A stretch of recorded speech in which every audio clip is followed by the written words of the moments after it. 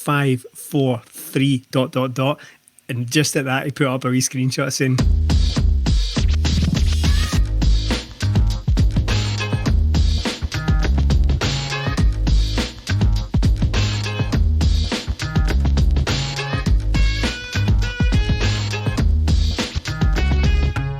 Episode 262 of the weekly Flagship podcast. This is 20 Minute Tims. I am your host Jamie, joined by Stephen. Hello. And Melly. G'day.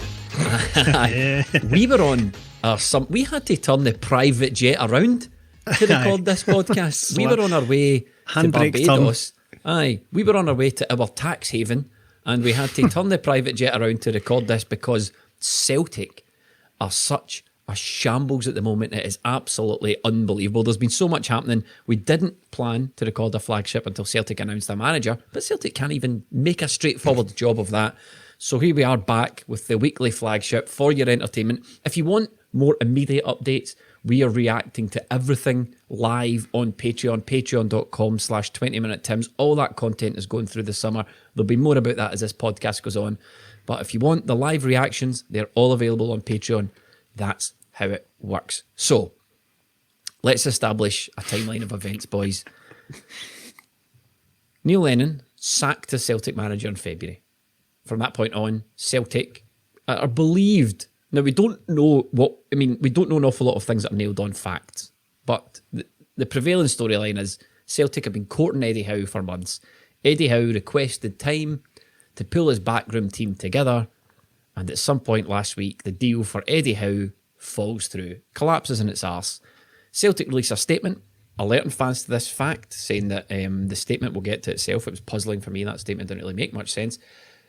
They released a statement saying that the talks had fallen through and there are already at advanced talks with a new candidate. That new candidate is believed to be Ange Postecoglou, the Australian manager currently working in Japan, who's manager of Yokohama Marinos. And yeah, so he emerges as the new target for Celtic manager. All of this shenanigans comes off the back of announcing season tickets, which blew up in everybody's faces because they announced the season tickets without having a manager in place, which we'll touch on. Might not be necessarily bad in itself, but the season ticket statement said we hope to have a manager in place very soon because Celtic hope to announce Eddie Howe in the coming days. So, Stephen, we will break down every step of this saga, but what are your initial thoughts on the broad strokes of the Eddie Howe saga?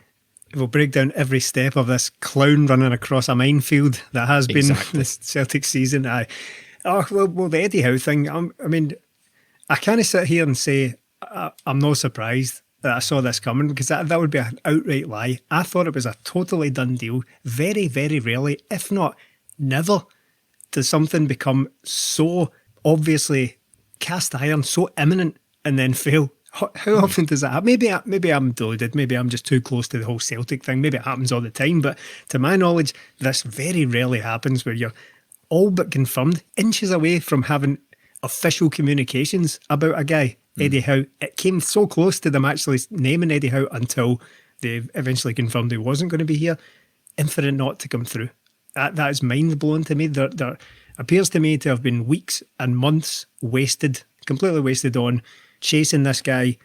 And he's not getting away with this either, by the way, because we'll have a lot to say about Celtic's board and all that and not getting a deal done, or if they aren't to blame for not getting a deal done, for wasting far too much time on this guy when it was clear probably that he wasn't going to take it, or he was just stringing him along. Probably should have spotted it long ago, but we'll get to Eddie Howe.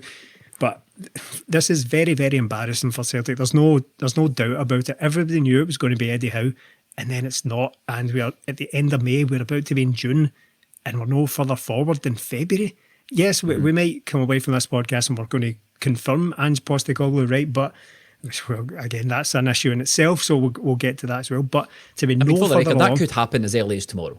As we record this podcast on the Monday, it could happen as early as tomorrow. As it stands just now, we have not progressed a single inch from when Neil Lennon left the club months ago now. So it's very, very frustrating. Melly, it is in itself, missing out on a manager is bad, right? It's embarrassing to publicly pursue a manager and miss out on him is embarrassing for any club, for Celtic especially. But on the back of countless disasters this season, countless embarrassments, it is just one embarrassment too far for a lot of fans. When you're not allowed any more fuck-ups, you're not allowed any more, right? They make another one. Yes, I spoke about it last week when I said, look, the end of the season marked the end of the season for me. I was willing to give Celtic a clean slate and we can go from there, because the relentless negativity, and it's rightly so, it's all negative about Celtic, but I chose to try and take myself away from that and try and maybe just go another way. But look, I can't do it anymore. I've went from, look, give them a fresh start, to, no, you're not getting it till whenever we assign a new manager, that's when you'll get your fresh start, because this is unbelievable how they had this all but done and managed to let it slip through their fingers. And I know there'll be loads of things behind it and there'll be reasons they may have been strung along, but at the end of the day it boils down to the one fact that I put my faith back in Celtic, but I misplaced that faith in the Celtic board, and I shouldn't have, because when it comes down to it, for me, they're not fit for purpose anymore. They're no longer fit for purpose, and I'll go through all that when we come onto the board. But at the end of this,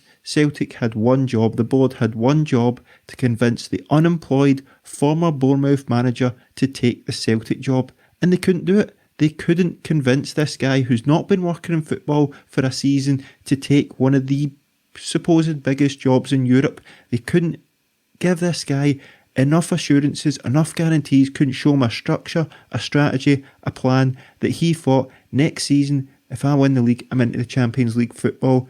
They couldn't convince this guy because the club's a riot. It's an absolute mess. And you spoke about it in the reaction.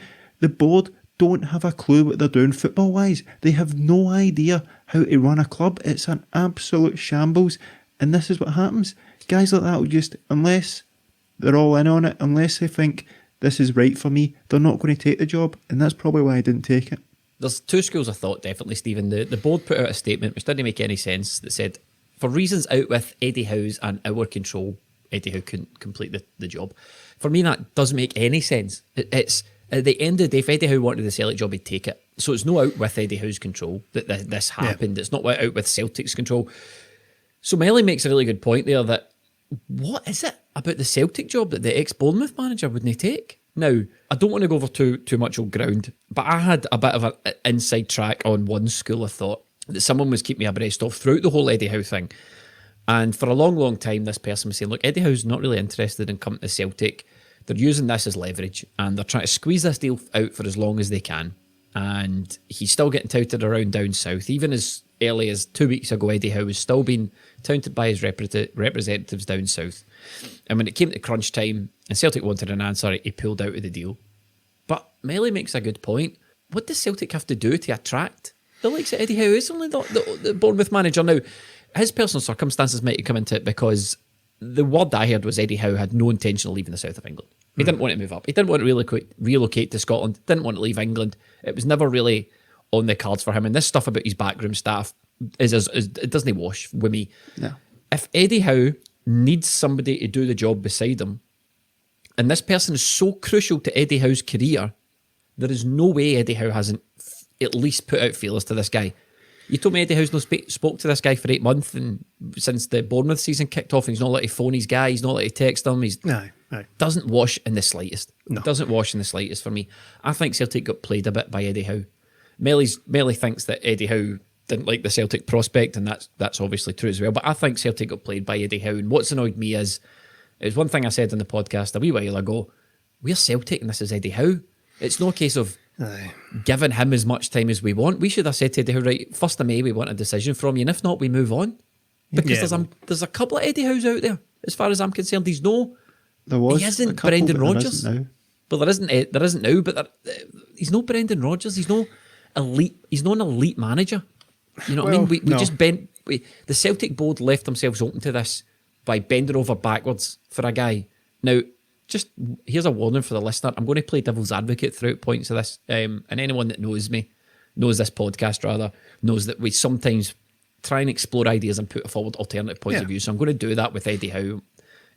But as far as I'm concerned, the Celtic board left themselves open to disaster by allowing this to drag on when they shouldn't have. They had a job to do. They had other priorities. They shouldn't have given Eddie Howe the space he did, because none of it makes sense.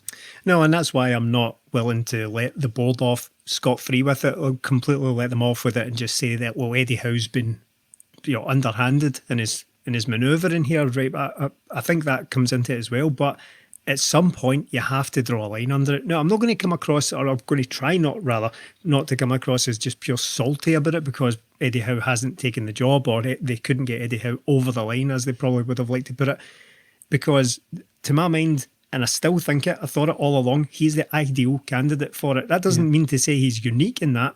That doesn't mean to say, as you say, Jamie, there's more than one Eddie Howe out there probably in terms of profile. But I still think all along he was probably the ideal guy for it. So much so that I was willing to budge on my beliefs that I wanted it to be structure and system based. That's kind of what I said. I was up for the Maresca thing because I thought, right, this is a more joined up thinking approach to this, right? We're going to have an approach and that makes sense going forward, a more long term thing. And then as soon as Eddie Howe came on the scene, I was like, well, no, maybe not. Maybe we kick that for a couple of seasons and we get that guy in because that seems really appealing. But it hasn't worked out like that. So I still think he would have been a great guy for it. But to let it go to this time, to this length of time, is criminal from Celtic. They had to draw a line under that. We can't be accused of just flip-flopping on this as well, because as recently as a couple of days ago, we thought it was a done deal, so we were getting dead positive about it. It's just very angering, to be honest. Eddie Howe, I'm going to go back on a couple of things that I don't like to do on this podcast. One is swear, right? And the other is I like to take a objective view about a manager's ambitions, right? Because, it's all business at the end of the day. Brendan Rodgers left because he got a good career opportunity. But Eddie Howe, to do this for this length of time, sometimes, you know what? You're a wank, Eddie. It's pathetic. It is honestly pathetic for Eddie Howe. I never take that stance, right? I never take that stance. But at some point, you have to maybe even be conscious of the fact that tens, hundreds of thousands of people are hanging on this at the moment, and for you to just play it like it's a job interview and trying to get some other job, I'm not saying that should influence his decision in any way, but now that all the information is available to me, fuck off, you know what I mean? But Eddie Howe would turn around and say, well, those people are not my responsibility, they're yours, Celtic. Well, exactly. But and that's where the board comes in again. But Like, let me play devil's advocate here, right? Say this is the scenario. Celtic want Eddie Howe, right? He's the best candidate for the job, the best possible managerial appointment. In a field of guys littered with mediocrity or whatever, Eddie Howe is the standout, right? So Celtic approach Eddie Howe, and Eddie Howe says, look, on the face of it, interested, but not going to make my mind up until closer to the summer. Celtic go, okay. So they have to play the game and leave Eddie Howe alone. Closer to the summer, Eddie Howe says, okay, ready to talk about this. I am into it. I want a carte blanche to pull my background team together. That'll take a wee bit of time because I don't want to distract them from what they're doing down in Bournemouth. But the minute the playoffs are finished, I'll speak to the guys, get them sat around the table, see if we can hammer out a deal. But on the face of it, I'm keen. Celtic go, okay, we need to give this guy the space he's asking for. Playoffs happen. Eddie Howe sits down with the guys. Can he get a deal together? Goes back to Celtic and goes, can he get a deal together? Such and such and such and such don't want to come to Glasgow. Spoke to them, tried, they're just not interested. The board at that point collapsed. Now, the space between the space between Celtic announcing the Eddie Howe deal was dead and the playoffs was less than a week. So those conversations could have happened quite quickly. But if you've identified Eddie Howe as your number one target, the guy who absolutely must take this job, the board are gambling there, aren't they? But there's not much else they could have done. They had to play the game with Eddie Howe. Yeah, that's why I was so on board with it, because everything you hear, the guys that usually know stuff in the media were all like, it's pretty much a done deal, it's just a matter of time. And it sort of made sense with Eddie Howe waiting until his contract was up in June, to getting the playoffs out the way, all that sort of thing. So I thought, right, that's fine, I'll get on board with it, because I'll put the last faith that everything here points to Eddie Howe coming. But from the board's point of view as well, they see this every day. They're talking to the guy, they're speaking to him. And when you're asking a guy like Eddie Howe to come on board, it probably puts him off a bit when he's saying, well, I can bring all my staff. Like, what sort of other European top, Neil in quotations, top European club would give a manager carte blanche to bring in a whole raft of staff? That rarely happens, because usually teams have got structure, they've got people in place. Celtic have got none of that. But the one thing I would say though, that if it collapsed because he couldn't bring in his staff, then obviously the staff were important to Eddie Howe. Yeah, but it's not definite that is. But at the same time, if Eddie Howe's going to go through the rest of his career only being able to pick jobs with certain staff members, he's not going to go anywhere. And these staff members are all at Bournemouth, so they stayed at Bournemouth when he left, so there can't be that much loyalty between them all. The question is, how much did Eddie Howe want this job? That's my point here with all of that. But at the same time, the board are speaking to Eddie Howe. You can tell when somebody's not all in. You can tell when somebody's not 100% on board. And they must have known that. They must have known that. We're all sitting here thinking, oh, look, it's all about a wee matter of formality. But they're speaking to the guy. Like, when you can tell when somebody's not on board. I've had something recently where I'm like, not sure if I'm 100% into this. I'm not all in. You can tell. Other people can tell. And they probably chose to ignore that fact. Instead of getting their ducks in order, they went, do you know what, we just need to ride this out and hope for the best. And this is what happens. You can tell when somebody's not all in. Eddie Howe obviously wasn't all in, and they allowed themselves to be played. And it's not for the first time. It's another extinction level event for this board. It's, for me, Stephen, it is just a case of the board had to be very careful with their reputation. But it's also, for me, indicative of the decision making that's happened all season. It seems to me like it's very rich us as fans turning around saying, shouldn't have waited that long for Eddie Howe, when every single person was desperate to get Eddie Howe in the door. Everybody was desperate really to get Eddie Howe in the door. So it's I know it's like very fickle of us to now turn around and say, oh, well, you could have avoided all this moaning if you just told Eddie Howe to beat it in May. I wonder what the backlash would have been if, come May, Celtic not put out a statement going, look, we're moving on for Eddie Howe. People went, it's only the 1st of May. So it's a balance to be struck. But it's this, back to this emotional decision making, I think, trying to appease the fans that, kept this emotional decision making that kept Neil Lennon in a job too long, the emotional decision making that kept want away players for the 10. Now we're looking at, maybe the emotional decision making. Right, well, God, we really need a win here. We really need to get Eddie Howe on because that's everyone that the fans want, and we need to give Eddie Howe as much space as he wants because, if we pressure him too much, maybe it won't work. Meanwhile, Eddie Howe's agent's going down south going to other clubs. Look, if you want Eddie, he's about to sign for Celtic, so the offer might be good. And Celtic got wind of this and got impatient with it. But yeah, for me, it's just... It's a mess. It's a bit of messy. Sounds like emotional decision making for the board that once again is blew up in their face. Yeah, and I do appreciate that it's going to be a very difficult, line to straddle here. You've got a number one guy. Everyone knows it's your number one guy. You've got a number one target the whole time, and he'll know that as well as the fans knowing that Eddie Howe is the number one choice. He'll know that. He'll know what kind of position he's in. He'll know the cards he holds. I suppose we'll find out more about why exactly he didn't take the Celtic job in the coming weeks. If he rocks up at a Wolves or something like that in a couple of weeks, talk to a journalist eventually. Yeah, and if he takes a job, if he walks into some job or other, we'll be like, well, that was probably the plan all along. But see, this is bizarre to me. He doesn't want to move from the south of England. It's football. Where are you going to? Is it Portsmouth? You want to go Southampton? I don't really know where your options are. It's a bit like you're desperate to be like a Hollywood actor, but I will not move to LA. There's absolutely no chance. I'm going to stay here in Swindon. But it's like, I know Glasgow isn't exactly LA when it comes to the football industry, but you get the point. That you can't stay in the south of England and expect to be this like ultra successful football manager that we all expect he wants to be or probably sees himself as. I've never really bought into that. That's a very, very peculiar line that has come out about Eddie Howe, that he just won't budge from Bournemouth. Well, you're very, very limited then. I do question Eddie Howe's ambition because Celtic are a huge club and a huge opportunity for Eddie Howe, and he's only Eddie Howe. He's only had the Bournemouth job, and Bournemouth aren't a big club, so I really do wonder where Eddie Howe sees himself. But without labouring the point, my overriding feeling on this is it's only Eddie Howe, and the board shouldn't have left themselves exposed to this for the length of time that they did. Ange Postecoglou quickly emerged as Celtic's new target. Emerged is right. That's the right word for it, by the way. Emerged out of nowhere. Emerged out of nowhere as Celtic's new target. Immediately talks for an advanced stage. Now, there's two ways to look at that. Either Celtic had been preparing a plan B for Eddie Howe collapsing. And look, see, to me, at this point, anyone pointing out, he's always going to be plan B. Look, any manager that came in at this point was going to be plan B. We obviously failed in getting Eddie Howe. So even if Pep walked in the door, Pep would be plan B at this stage.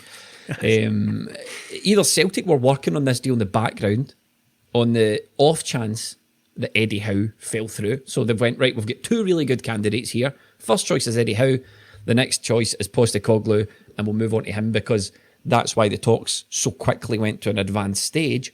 Or nobody wants Postecoglou. He is pals with somebody and they just pick the phone up and he's immediately ready to take the Celtic job on a moment's notice. I personally believe it's probably the first one. I don't know how long Celtic were in contact with Postecoglou. Maybe a week, maybe 2 weeks. I don't think it happened the day Eddie Howe knocked him back. They quickly scrambled about the phone to see who was available.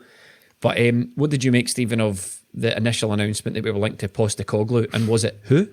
Postecoglou? It just about works. We'll work on that. But it's wow was my reaction to that. I mean, there's no dressing it up. That for that to come out of literally nowhere was not what we were expecting at all. Now, I'm not like a lot of people. A lot of people will be furious at that being linked with an unknown man, unknown in this part of the world anyway, because I think it's can we slightly just say it's disrespectful. okay to call him unknown? Maybe not next week, maybe not next month or when the season begins. Yeah. But when the news first broke, there was a lot of people going, "Who's this unknown manager?" And a lot of people going, Well, he's not actually unknown. I can tell you he's had a tenure career in Australia. Aye, but we don't watch Australian football. Yeah. We're a Celtic podcast. We don't know who he is. Yeah, I appreciate it, that it's very disrespectful to say that he is completely unknown, because there's a big, huge part of the world called Asia and Australia where he's very much known. Right? Yeah, I totally get that, but it's no exaggeration to say that in this part of the world he is largely unknown, and for that to come out after being linked with Eddie Howe, who is a manager or coach or whatever of some repute in this country, on this island, then I understand the reaction to that not being great, because we've been kind of on the train all along that we're getting the next Brendan Rodgers. That's going to be a Brendan Rodgers style appointment. Getting Eddie Howe, he's the number one guy. He's probably the most respected and sought after currently available coach in Britain, right? So that's great. And now I've got this guy who no one in the very small circle of Scottish football has heard of. I would be lying if my reaction was anything other than who and huge surprise. Now, as I started saying, I thought it must be a joke. I honestly thought it must be a joke. As I started saying, I'm not like that. If I suddenly discover something I've never heard of in football, I tend to be like, oh, well, I better go and find out about that, or go and ask someone. I'm not like, oh, pish, that's a pub league over there and all that, because I think there's an awful lot of hypocrisy when it comes to this thing as well, because we as a support, as a nation, are furious, absolutely beside ourselves whenever we get the scorn poured on us from England. Whenever England are dismissive of anything that happens in Scotland, we get awful upset about it. But the minute something happens outside of our wee circle, where we're talking about Australia, Japan, we're like, oh, pish, absolute pub league, he's a nobody, all that kind of stuff. I mean, manager profile does matter. If someone's got a big name in the game and people are talking about him and he plays in a football and backwater, a lot of people will have heard of him or spoken about him. You know, like people, when Ronnie Dyla joined Celtic, I didn't know who he was, but he was quite well known among like football guys and all that sort of stuff. And it's the same boat a lot with Postecoglou. But I think it was fair enough to be quite shocked at this completely. Yeah. I mean, I know you're talking about the wee world of Scottish football, and that's what we operate in as well, this podcast. I would be amazed if anyone at Celtic Park on a match day knew who this guy was. Amazed. No, I know. But with that, there's also, did we not say this recently about Dr. Joe, about how disrespectful everyone was in this country about Dr. Joe when he came in? Even Wim Jansen, everyone called him the worst thing to hit Hiroshima since the bomb. Aye, but that was like Doctor Who and all that. Press, and that's when he arrived and they were saying this to his face. We're talking about the minute the news breaks. I don't think there's anything wrong with going, nah, don't want this guy, never heard of him. Because you want something like, there's a sea of football managers out there who we've all heard of, and it seemed to me odd in the first instance to bypass all these other managers that we'd been linked with, all these other managers in England. There's hundreds of them. There's loads of good managers out of work, and we end up in Japan with an Australian who's 55 that no one's heard of. I think, my reaction initially was, I think, quite valid. Yeah, and I can completely understand why people feel that way, because I was like, this doesn't seem right in the slightest. And then it all comes out about the City Group and all that, and then you go, oh, there's the link, isn't it? It's the old law link, and that's what we were wanting rid of. We were wanting a new structure brought into the club where this didn't happen anymore. It wasn't all sort of Peter Law and his cronies doing, because you get sick of it. But this guy, if it hadn't went this far, he's going to be in the back foot now no matter what, because of everything that's happened, because of the timeline.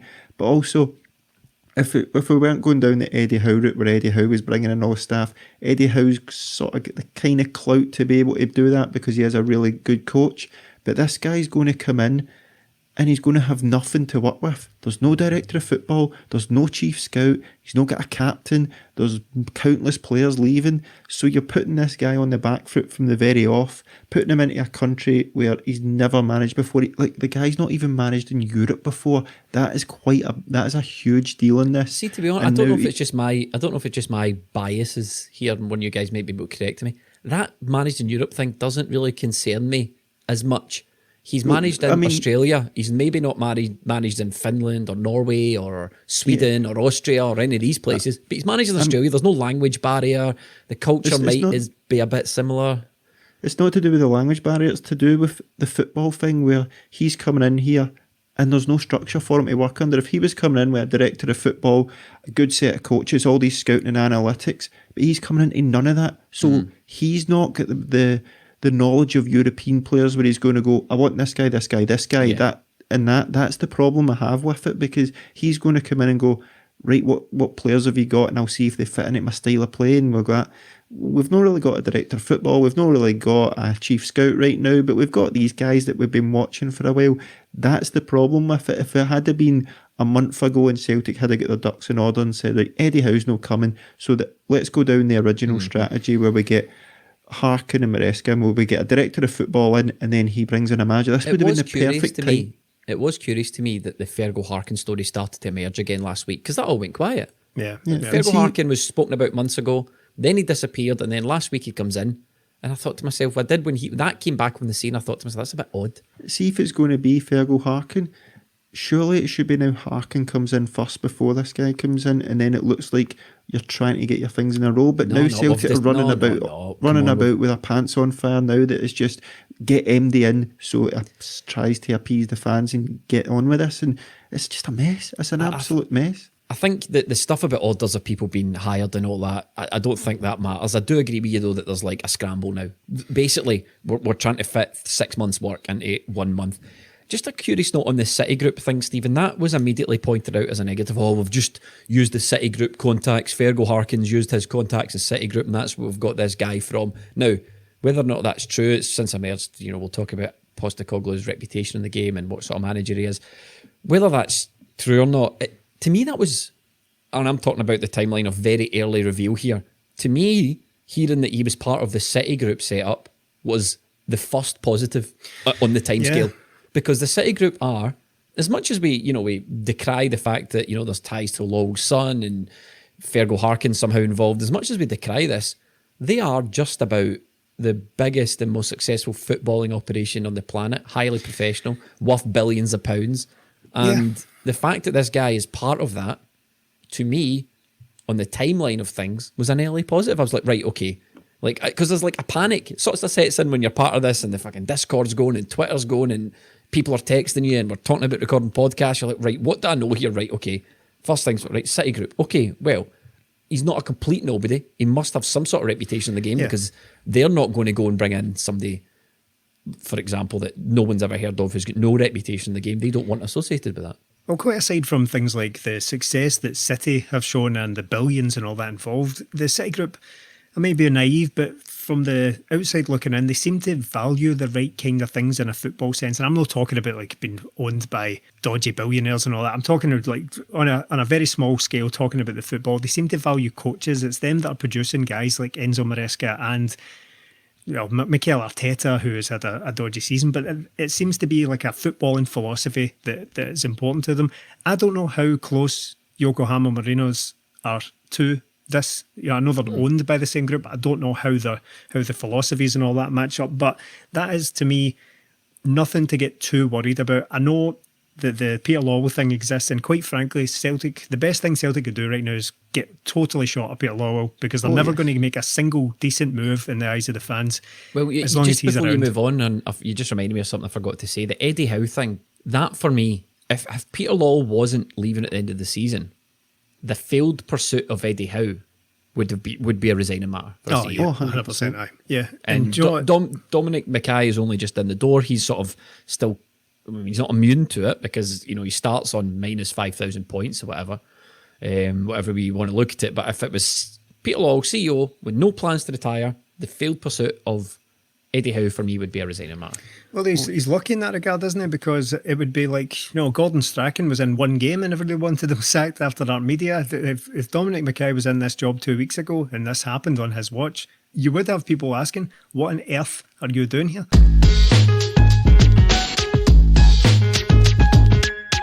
Well, we're on Peter Lawwell on the board, and look, Peter Lawwell is leaving again, Neil Lennon quotations under that, but it's time up. It's time up for him and the rest of this board, because what this showed to me at the weekend and thinking over it all since it all came to fruition, that Celtic are never going to go anywhere under this board. They can win titles in their own league, but big club-wise, big club mentality, big reputation, but they're not. They're not a big club in what they do and how they structure and plan for things. Eddie Howe slipped through their fingers, meaning, I'm just going to look at this in the last 10 years because it's been the 10 in a row thing, right? But in the last 10 years, every manager Celtic have brought in, and I'll include Postecoglou in this because he's not of the sufficient reputation that Celtic should be bringing in at this point. Celtic have only been able to attract one top manager in the last 10 years, and that's because he had an affiliation with the club. There's no way if Brendan Rodgers didn't have an affiliation, and you can say, he wasn't really a Celtic fan or whatever, but there's no way he would have come to Celtic. And that is damning on this board, because Celtic are a big opportunity for so many people. One top manager they've been able to bring in. Neil Lennon, Tony Mowbray came in, didn't work out, came with a decent reputation, but only came because he probably did that affiliation with Celtic. Neil Lennon lucks out in the job. A guy brought in, was working with the reserves and came in because Tony Mowbray had made a mess of it. Should Neil Lennon have got that job looking at it? Probably not. He's not qualified for it. Then you bring in Ronnie Dyler, not qualified for the job, not up to it. Brendan Rodgers, good. And then bringing back Neil Lennon. There was no way for the second time round Neil Lennon was qualified for this job. So Peter Lawwell and this board have only managed to bring in one manager, and they sort of lucked out in that because of these things. In the 10 years, 4 Champions League qualifications out of 10, despite being seeded for every single round. 0 knockout victories after Christmas in, about 15 years, maybe longer than that now. That's not a big championship team. Player recruitment has been abysmal. Manager recruitment has been abysmal. Player sales, Celtic, if they're going to be this big club, they need to sell players. Well, they sell players, and every time we sell a player, every single time, it's detrimental to the team. We sell a player because we've failed to qualify for the Champions League to make up for the surplus. And I just keep looking at this. Peter Lawwell's walking away from this, and he's leaving us with no manager, no director of football, no chief scout, analyst, data analyst, no captain. 4 or 5 players on loan. 3 of our biggest assets have a year to go in their contract and are going to go away for fees.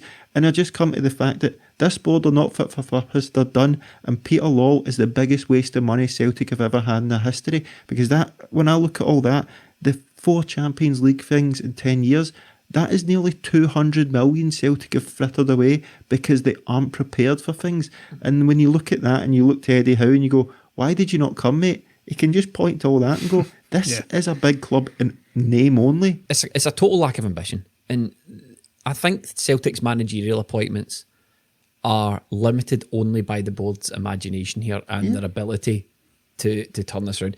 The money exists for Celtic to pay Brendan Rodgers what we paid Brendan Rodgers. But Neil Lennon was on a fraction of that. Why? Eddie Howe probably wanted big money. Ange Postecoglou is probably on a fraction of what Eddie Howe wanted. Why?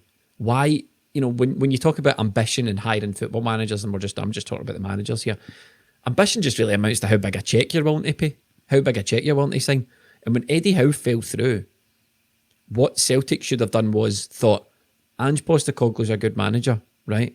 But not for just now. Maybe not for just now, because we've made a major fuck up here. And the first thing Dermot Desmond should have done was pick up the phone to Peter Lawwell or Dominic Mackay and say, look, I know the budget for a manager was $2 million a year, but well, fuck that, so it's 4 now. Go out and get somebody. Yeah. That's what it should have been. Now, this is completely separate to what kind of guy Ange Postecoglou is going to turn out to be, what kind of manager.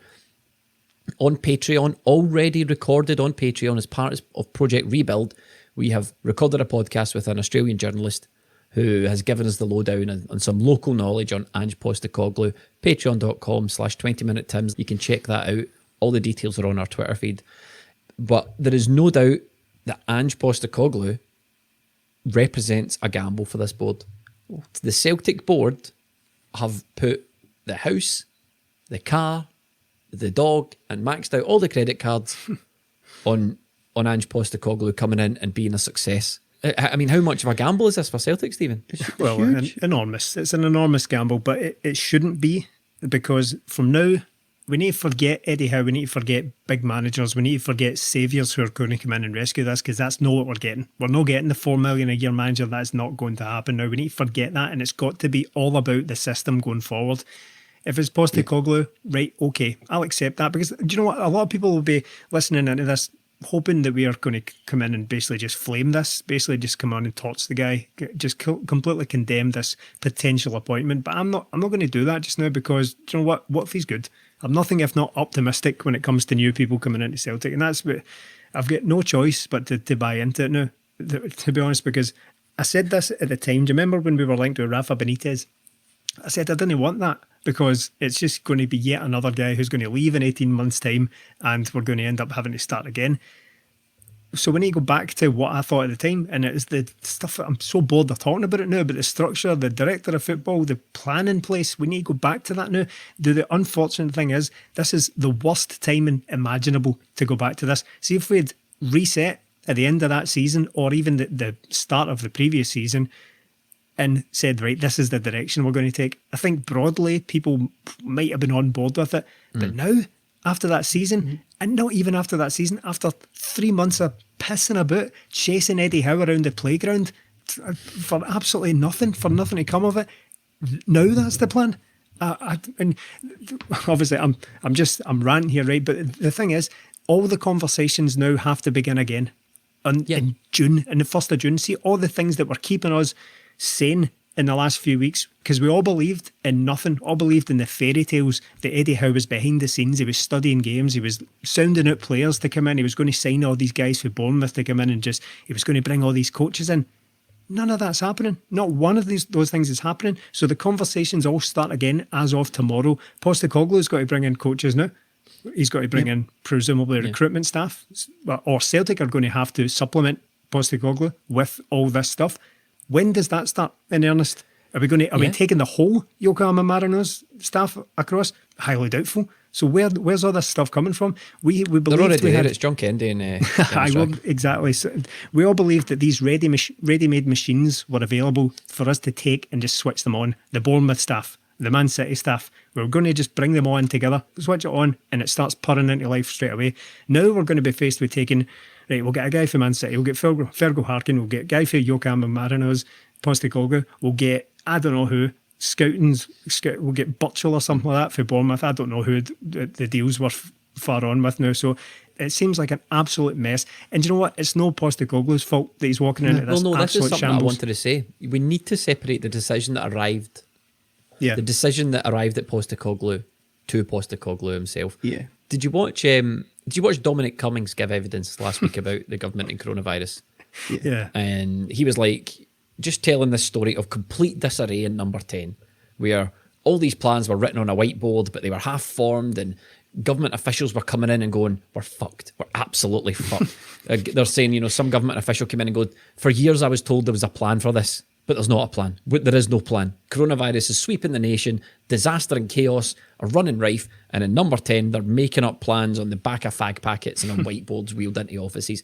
Very much that's the image I've got of what's happening behind the scenes at Celtic Park. The thick of it stuff, innit? It's the thick of it behind the scenes at Celtic.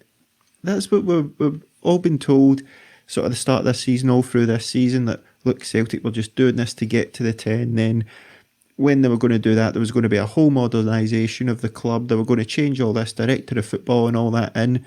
And what this has shown in the last week and over the summer, like, there's never been a plan. There's never been a plan, because none of it's been implemented. We were all told, at the end of the season, Celtic are going to bring in a director of football. As soon as Eddie Howe becomes available, you do what you want, mate. And look, Eddie Howe would have been a good manager bringing in his staff, fair enough. But Well, there's no plan. There's no plan B. well, hold then. on. I just want to be dick advocate again here, right? and put forward this. There might be a plan. We don't know. Plan A could be Eddie Howe wants to come in. He's got a couple of ideas for director of football and a couple of ideas for first team coaches and scouts that he wants to approach at the end of the season. So we'll let Eddie do that. But plan B is we'll identify our own director of football. We'll identify, Fergal Harkin. We'll identify Ange Postecoglou. We'll identify coach ABC. We'll identify these scouts. That might be plan B. So it might be Eddie Howe's working on his thing. Meanwhile, we go work on that. So just because it's very easy for us to sit here and go, there's no plan, there's no plan, there's no plan. We don't necessarily know that. And I know it seems that way. And to be honest with you, the most realistic thing is that there's a mad panic behind Celtic Park doors to get this all scrambled together. But, we must consider even just the 10% possibility that, what has been worked on for the past couple of weeks is plan B, and this is plan B. Now, we said it, there's been no other rumours of any other managers being spoken to by Celtic. And then Ange Postecoglou comes out of nowhere. So it's not like they're starting the recruitment process all over again. There was rumours that Paul Lambert was interviewed by Celtic. That's not true. There's nobody else there's nobody. What I mean is, it's no Ange Postecoglou today, then Lucien Favre tomorrow, then Graham Potter the next day. It's not like rumour after rumour after rumour. It very quickly went from Eddie Howe to Ange Postecoglou's 10-1 on.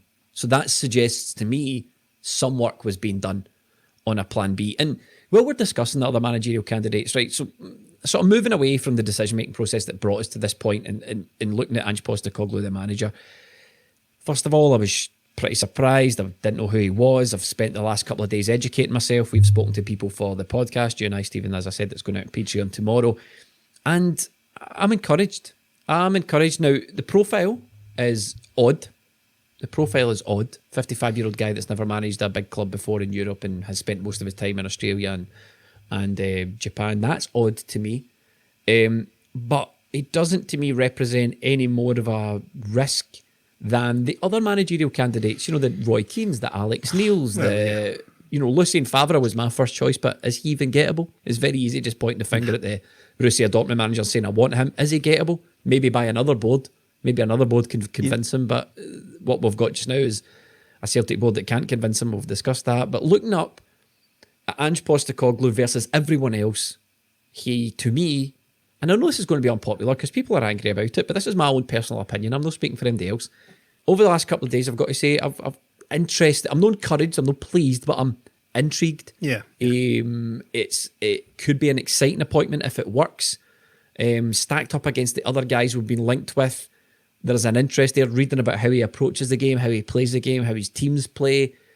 Sounds to me encouraging the way it sounds I want Celtic to play. So it's not all doom and gloom for me. I'm not saying no this guy. I'm actually quite encouraged by Ange Postecoglou, and he's an interesting appointment for me.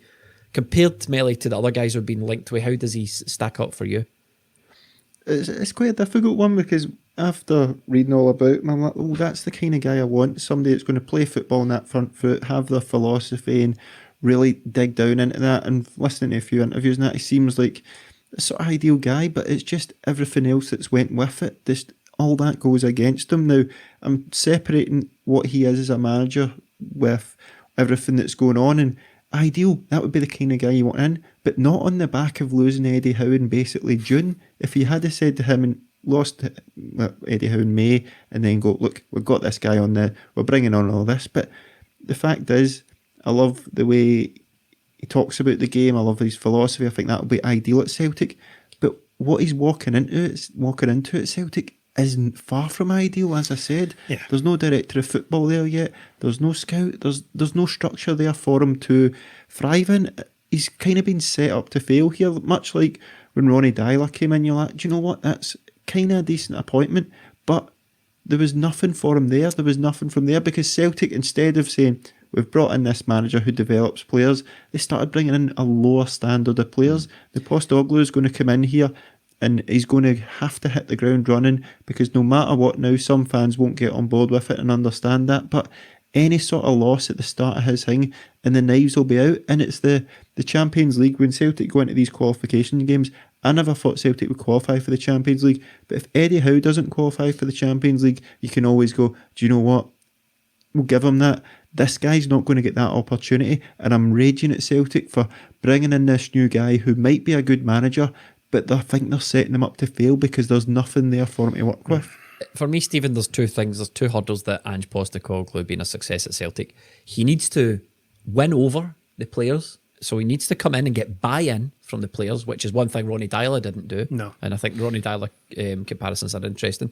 And he needs to get backing, which is one thing Ronnie Dyler didn't get. We can't have this half in, half out. No. You need to, if Ange Postecoglou says, that guy is the player I need to make my team tick, and he's going to cost 5 million quid, you go out and get that guy. You don't bring in another guy. If Ange Postecoglou comes in and says, this boy here is nae good for me, don't want him, you get rid of him. Yeah. However, on the flip side of that, Ange Postecoglou has to come in and get players like James Forrest on board, get players like Callum McGregor on board.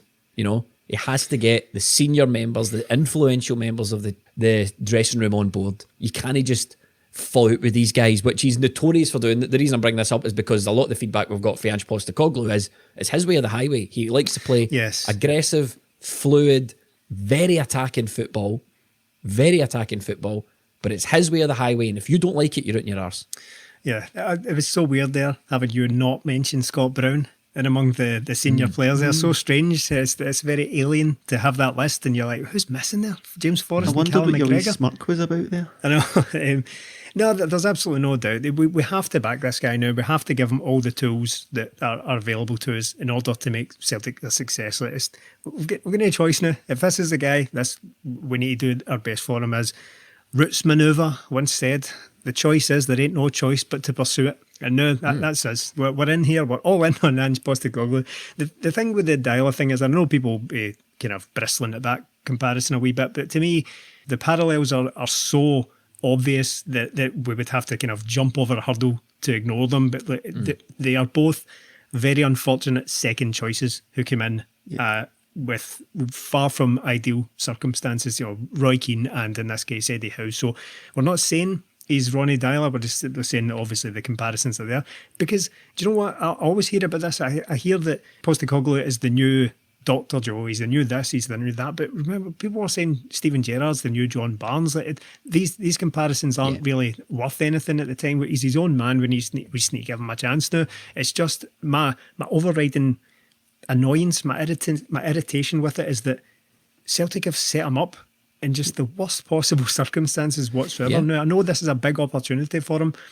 Don't get me wrong, I don't think he, and having spoken to a well-placed source this morning, he doesn't seem like a yes man. He doesn't seem like the type of guy who's just going to come in here. I'm glad you mentioned that, because there have been a lot of people saying, oh, this guy's just going to be thankful for the job. He's a bold patsy and this will just be another guy who's happy to drive down standards. Legitimately, from everything you read about Postecoglou, the opposite is true. Yeah. Like, it's not just, we're not just saying that it could be, it's not necessarily a positive, but Stephen, the thing that you hear in all the articles and all the bloggers and all the people who've commented on, followed his career, he left the Australia job because he wasn't happy with, he left the Australian national team job after he qualified them for a World Cup, didn't go to the tournament. He was so unhappy with the way he was being treated by the federation. So it's a guy who's not a patsy.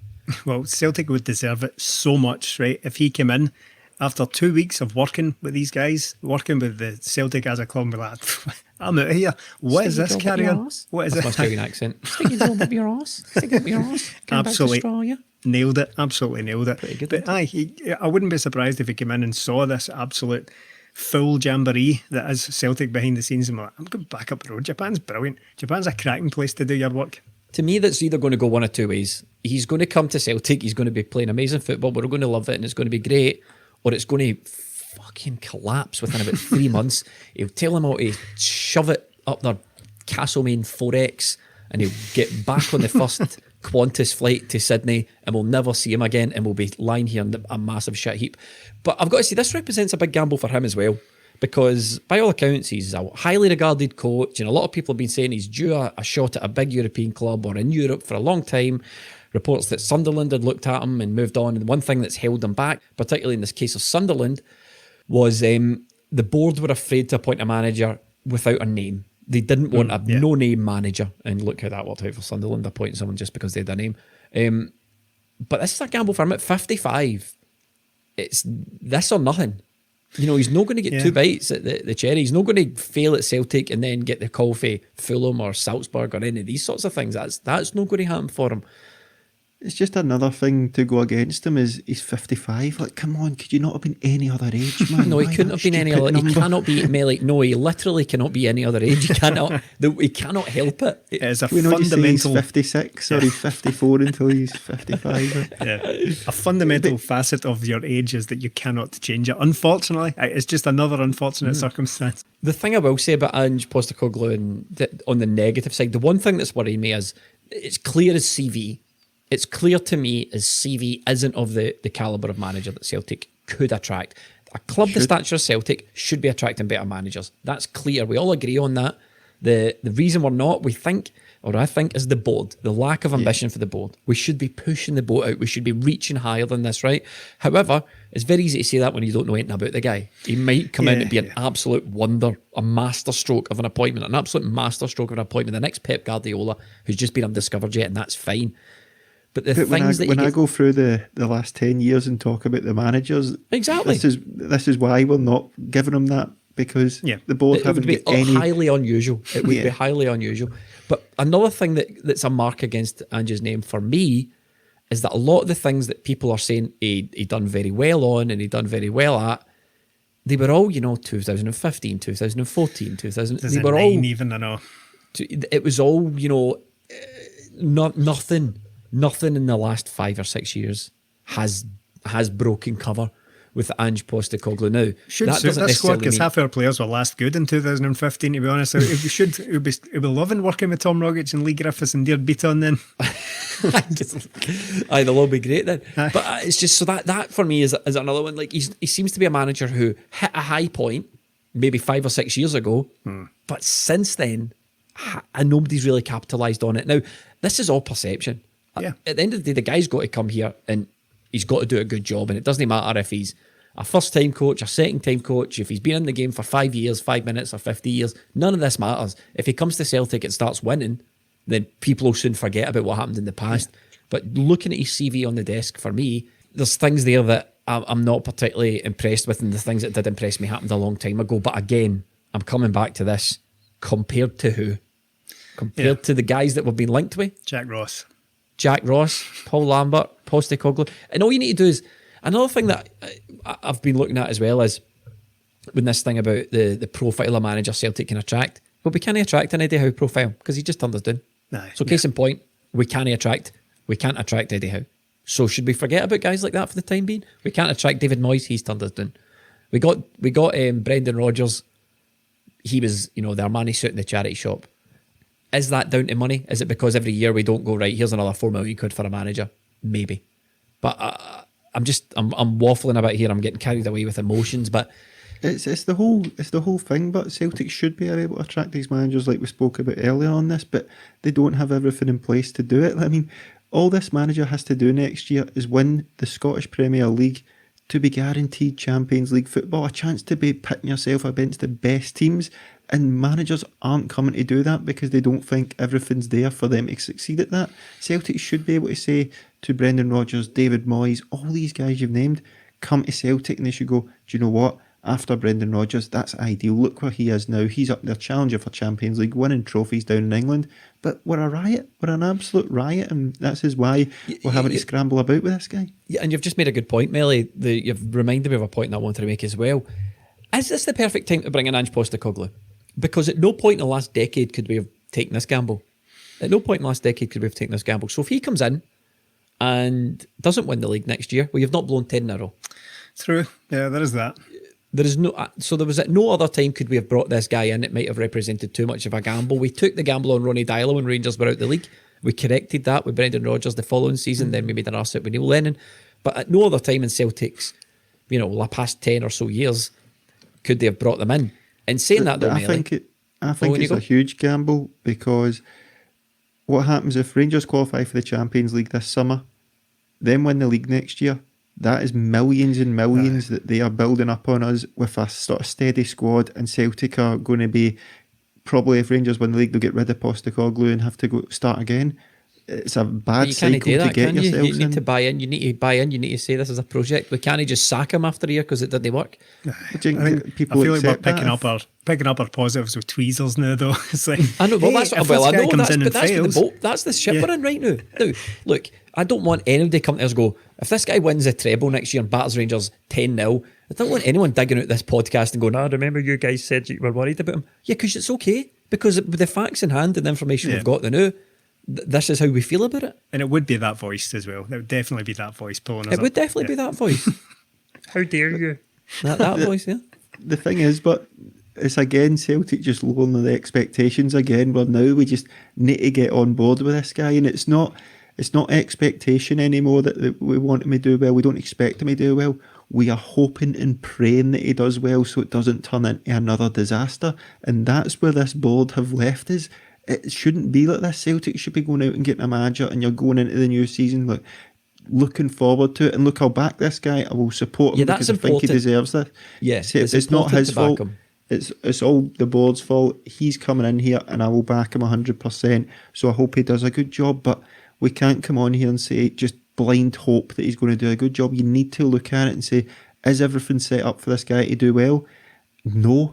I don't think. not. I don't think Celtic are set up for any good any manager at all to come in and instantly do well, because they're not. I put out a poll on Twitter saying the majority of reports about Ange coming from people who are aware of him are overwhelmingly positive. Whilst the profile doesn't match the type of manager we feel we should be going for, how do you feel about the appointment? The options were very happy, unhappy. Sorry, the options were very happy, happy, What are the unhappy, options again? The options, Stephen, let me just run through the options. Always the same. Very happy, happy, unhappy, and very unhappy. Now, we had a number of people tweet us, where's the don't care option? The don't care option is not casting a vote. If you don't care about something, you just don't vote on it. It's very, very simple. One of those phone polls, you phone up and say, don't know yet, don't know, keep you posted. Where's the don't know option? The don't know option is have a wee think about it, have a cup of tea, come back when you've thought about it, and then pick one. 5.2% of people are very happy at this appointment. Don't know who they are. Very weird. With the best will in the world, I would love, if you are very happy with this appointment, tweet us and tell us why you're very happy with it. 34.2% of people are happy. Right? This is, by the way, over 4,000 people voted in this. So it's not an insignificant number for a Twitter poll. The majority, though, are of cast their vote as unhappy. That's 34.6%. But between happy and unhappy, it's almost a dead heat. And then 26% of people are very unhappy of this poll. So the majority of people have fallen into unhappy territory here with this, which doesn't surprise me. No.